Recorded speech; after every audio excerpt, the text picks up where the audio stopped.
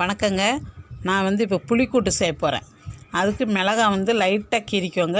வெங்காயத்தை நேரம் வெட்டிக்கோங்க, சின்ன வெங்காயத்தை. வடை சட்டி அடுப்பில் வச்சுருக்கேன். அடுப்பில் வச்சு 2-3 கரண்டி ஸ்பூனு எண்ணெய் ஊற்றிக்கோங்க. அதில் கடுகு போடுங்க.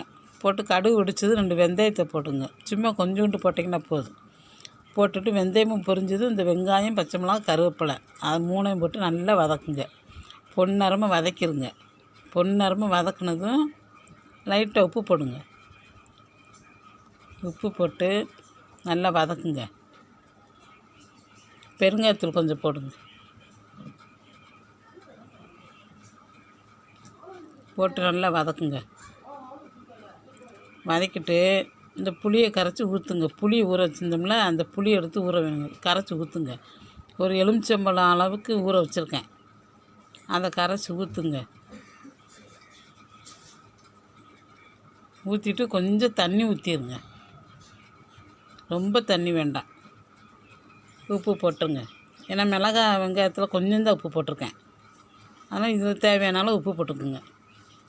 போட்டு எண்ணெய் பிரிஞ்சு வர அளவுக்கு வச்சுருங்க. இந்த பார்த்திங்களா, இதை எங்கள் வீட்டு புளிக்கூட்டு. இன்றைக்கி புளிக்கூட்டு வச்சுருக்கேன். பருப்பு குழம்பு வச்சு புளிக்கூட்டு வச்சுருக்கேன். தொட்டுட்டு சாப்பிட்டு சூப்பராக இருக்கும். இதை சாதத்துலேயும் போட்டு பிணைஞ்சி சாப்பிட்லாம், சூப்பராக இருக்கும்.